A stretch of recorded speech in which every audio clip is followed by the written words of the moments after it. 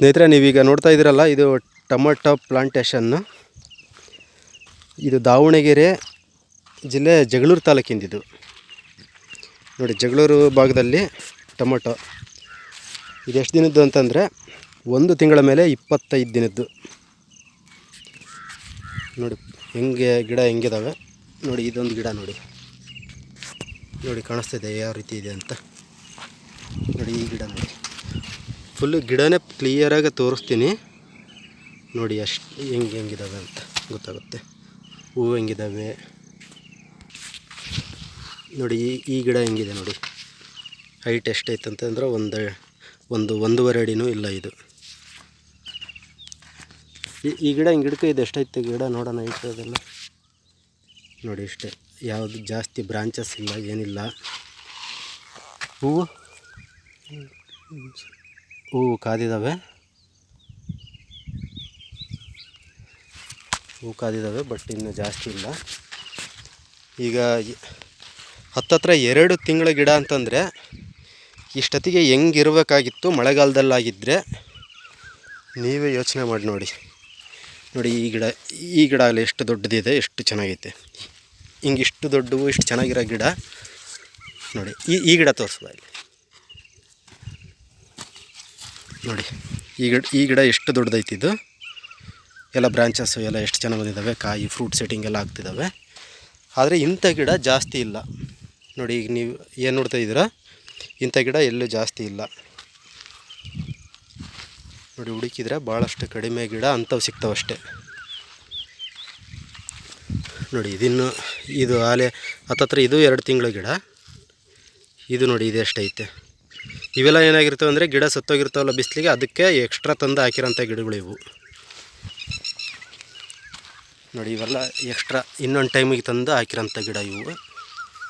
ಮತ್ತು ಬಿಸಿಲು ಬೇರೆ ಜಾಸ್ತಿ ಇತ್ತಲ್ಲ, ಇವರು ಪೈಪ್ಲೈನನ್ನು ಏನು ಮಾಡಿದಾರೆ ಅಂತಂದರೆ ಇಲ್ಲಿ ಮಾಡ್ಕೊಂಡಾರೆ. ಇಲ್ಲಿಂದ ಸೀದಾ ಕಡೆ ಲಾಸ್ಟು ಅಲ್ಲಿಗೆ ಇಳಿಜಾರೈತೆ. ಆ ಇಳಿಜಾರಲ್ಲಿ ನೀರು ಚೆನ್ನಾಗಿ ಜಾಸ್ತಿ ಫ್ಲೋ ಆಗಿರೋದ್ರಿಂದ ಆ ಇಳಿಜಾರಲ್ಲಿ ಇರೋಂಥ ಬೆಳೆ ಚೆನ್ನಾಗೈತೆ. ಆ ಗಿಡ ನೋಡಿದರೆ ಪರವಾಗಿಲ್ಲ, ಹತ್ತತ್ರ 2 ತಿಂಗಳ ಗಿಡ ಅಂತ ಅನ್ಬೋದು. ಆದರೆ ಇದು ಈ ಹೈಟ್ ದಿಬ್ಬದಲ್ಲಿ ಏನು ಕಾಣಿಸ್ತಿದ್ದಾವೆ, ಈ ಗಿಡಗಳು ಮಾತ್ರ ಏನೇನೂ ಇಲ್ಲ ನೋಡಿ. ಇದಾಲೆ 2 ತಿಂಗಳ ಗಿಡ. ಇನ್ನೆಷ್ಟು ತಾನೇ ಇದರಿಂದ ಹಣ್ಣು ಹರಿಬೋದು ಹೇಳ್ರಿ ನೋಡಿ.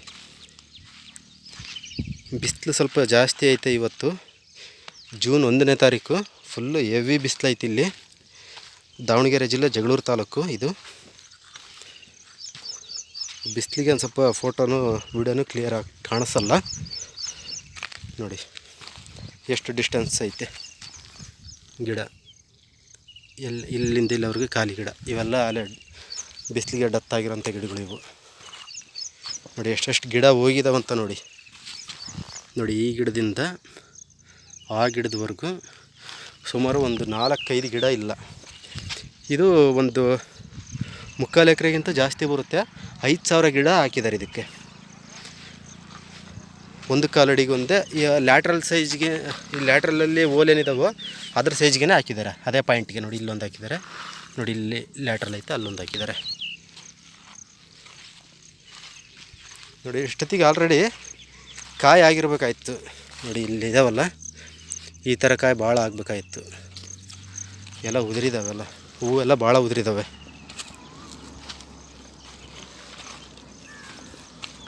ಕೆಳಗಡೆ ನೀರು ಜಾಸ್ತಿ ಫ್ಲೋ ಆಗಿ ಅಲ್ಲಿ ಸ್ಟಾಕ್ ಆಗಿರೋದ್ರಿಂದ ಅಲ್ಲಿ ಸ್ವಲ್ಪ ಬೆಳೆ ಚೆನ್ನಾಗೈತೆ ಅಲ್ಲಿ.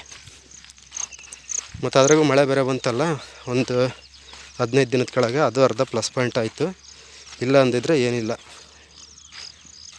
ಇಷ್ಟೊತ್ತಿಗೆ ಆಲ್ರೆಡಿ ಕಾಯಿ ಒಂದು ಸೈಜಿಗೆ ಬಂದಿರಬೇಕಾಗಿತ್ತು. 2 ತಿಂಗಳು ಅಂತಂದರೆ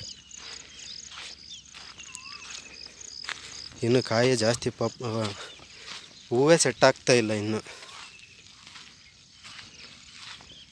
ಏನೂ ಇಲ್ಲ ಗಿಡ ನೋಡಿ. ಅದರಲ್ಲೂ ಇದಕ್ಕೆಲ್ಲ ಮುಟ್ರು ಬಂದೈತಿ. ಇದು ಲೀಫ್ ಕರ್ಲಿ ವೈರಸ್ ಮುಟ್ರು ಬಂದೈತಿ ಗಿಡಕ್ಕೆ ಬಿಸಿಲಿಗೆ. ಅದಕ್ಕೆ ಇವಾಲೆ ಈಗ 2 ತಿಂಗಳ ಗಿಡ ಅಂತಂದರೆ ಇನ್ನೆಷ್ಟು ಜಾಸ್ತಿ ಜಾಸ್ತಿ ಇಳುವರಿ ಬರೋಲ್ಲ ಈಗ ಮಳೆಗಾಲದಾಗ ಬಂದಂಗೆ. ಮಳೆಗಾಲದಾಗ ನಾನು ಇದಕ್ಕಿಂತ ಮುಂಚೆ ಒಂದು ವಿಡಿಯೋ ಮಾಡಿದ್ದೆ ಒಬ್ಬ ರೈತರದು, ಅದು ನನ್ನ ಪ್ಲೇಲಿಸ್ಟಲ್ಲಿ ಇರುತ್ತೆ, ಒಂದು ಸರಿ ನೋಡಿರಿ. ಅವರು ಏನು ಹೇಳಿದರು ಅಂತಂದರೆ, ಸರಿಯಾಗಿ ನಾವು ಮಳೆಗಾಲದಲ್ಲಿ ಬೆಳೆದಿದ್ದೆ ಆದರೆ ಒಂದು ಗಿಡದಿಂದಲೇ ಒಂದು ಟ್ರೇ ಬೆಳಿಬೋದು ಅಂತ ಹೇಳಿದರು ಅವರು.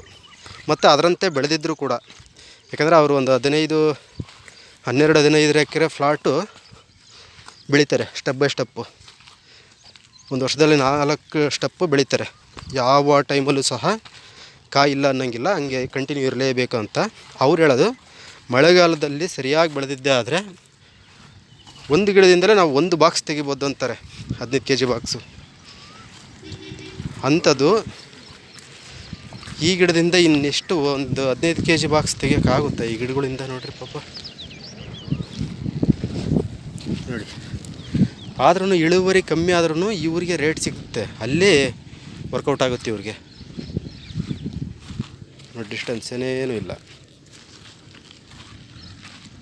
ನೋಡಿ. ಅದು ಅಲ್ಲಿ ಹಪ್ಪು, ಅದು ಹೈಟು, ಅಲ್ಲಿಂದ ನೀರು ಈ ಕಡೆ 16 mm ಲ್ಯಾಟ್ರಲ್ ಹಾಕಿದ್ದಾರೆ, ಅಲ್ಲಿಂದ ಫ್ಲೋ ಆಗಿತ್ಲ ಬರ್ತಾವಲ್ಲ ನೋಡಿ. ಇಲ್ಲಾಗಲಿ ಗಿಡ ಎಷ್ಟು ಹೆಂಗಿದ್ದಾವೆ ನೋಡಿ, ಸಖತ್ತಾಗಿದ್ದಾವೆ. ಇಲ್ಲಾಗಲಿ ಗಿಡ ಎಷ್ಟಂದರೆ ಇಷ್ಟೇ. ಇಲ್ಲೇ 1 2 3 4 5 ಒಂದು 10 ಡ್ರಿಪ್ಪು ಲ್ಯಾಟ್ರಲ್ ಏನೈತೆ, ಒಂದು 10 ಬೆಡ್ನಲ್ಲಿ ಒಂದು ಸ್ವಲ್ಪ ಭಾಗ ಅಷ್ಟೇ ನೀರು ಚೆನ್ನಾಗಿರೋಂಥ ಭಾಗದಲ್ಲಿ ಅಷ್ಟೇ ಗಿಡ ಎಷ್ಟು ಹಿಂಗಿದ್ದಾವೆ ನೋಡಿ. ಈ ಗಿಡ ಹೆಂಗೈತೆ, ಹಿಂಗಿರ್ಬೇಕಾಯ್ತು ಇಷ್ಟೊತ್ತಿಗೆ ಗಿಡ ಹಿಂಗೆ.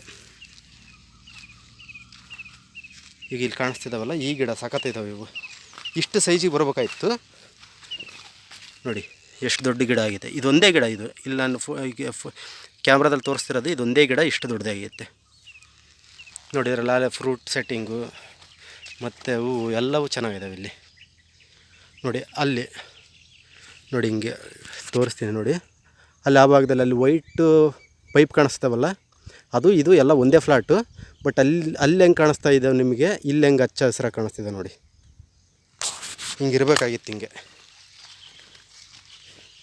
ಯಾವ ತೋಟದಲ್ಲೂ ಸಹ ಕಾಯಿ ಚೆನ್ನಾಗಿ ಬಂದಿಲ್ಲ ಈ ಸರಿ ನೋಡಿ. ಇಲ್ಲಿ ಹೆಂಗೆ ಎಷ್ಟು ಈಗ ಚೆನ್ನಾಗಿ ಕಾಣಿಸುತ್ತೆ ನೋಡಿ, ನೆರಳಲ್ಲಿ ಕಾಣಿಸ್ತಿದೆಯಲ್ಲ. ಹಿಂಗಿರ್ಬೇಕಾಯ್ತು, ಹಿಂಗಿಲ್ಲ, ಎಲ್ಲೂ ಇಲ್ಲ. ಇಲ್ಲೇ ಒಂದು ಸ್ವಲ್ಪ ನೀರಿನಿಲ್ಲ ಪ್ಲೇಸ್ನಾಗ ಅಷ್ಟೇ ಇರೋದು ಹಿಂಗೆ. ಈ ಬೇಸಿಗೆನಲ್ಲಿ ಹಿಂಗೆ ನೀರು ಹಾಯ್ಸೋಕ್ಕೂ ಬರೋಲ್ಲ, ನೀರು ಕಮ್ಮಿ. ಹಾಗಾಗಿ ಲ್ಯಾಟ್ರಲ್ ಮುಖಾಂತರನೇ ನೀರು ಕೊಟ್ಟಿರೋದು. ಇವಕ್ಕೆ ಸಫಿಷಿಯೆಂಟ್ ಅನಿಸಿಲ್ಲ ನೋಡಿ. ಆ ಭಾಗದಲ್ಲಿ ಏನೇನೂ ಇಲ್ಲ, ಅಲ್ಲಿ ಗಿಡ ಎಲ್ಲ ನೆಲ ಎಲ್ಲ ಖಾಲಿ ಖಾಲಿ ಅಂತ ಕಾಣಿಸ್ತೈತೆ. ಸ್ನೇಹಿತರೆ, ನಿಮ್ಮ ಭಾಗದಲ್ಲಿ ಯಾವ ಥರ ಇದ್ದಾವೆ ಏನು ಅಂತ ಒಂದು ಸ್ವಲ್ಪ ಕಮೆಂಟಲ್ಲಿ ತಿಳಿಸಿ. ಬೇರೆ ರೈತರಿಗೂ ಒಂದು ಸ್ವಲ್ಪ ಉಪಯೋಗ ಆಗುತ್ತೆ. ಯಾಕಂದರೆ ಯಾರು ಎಷ್ಟೆಷ್ಟು ಹಾಕಿರ್ತಾರೆ, ಏನು ನಮ್ಮ ಭಾಗದಲ್ಲಿ ಏನು ಬೆಳಿಬೇಕು ಅನ್ನೋದನ್ನು ಸಹ ಬೇರೆ ರೈತರಿಗೆ ಹೆಲ್ಪ್ ಆಗುತ್ತೆ. ಸ್ನೇಹಿತರೆ, ಮುಂದಿನ ವೀಡಿಯೋದಲ್ಲಿ ಮತ್ತೆ ಸಿಗೋಣ. ನಮ್ಮ ಯೂಟ್ಯೂಬ್ ಚಾನಲನ್ನು ಸಬ್ಸ್ಕ್ರೈಬ್ ಮಾಡಿಲ್ಲ ಅಂತಂದರೆ ದಯವಿಟ್ಟು ಸಬ್ಸ್ಕ್ರೈಬ್ ಮಾಡ್ಕೊಳ್ಳಿ. ಬೇರೆಯವ್ರಿಗೂ ಬೇರೆ ರೈತರಿಗೂ ಶೇರ್ ಮಾಡಿ. ನಮಸ್ಕಾರ.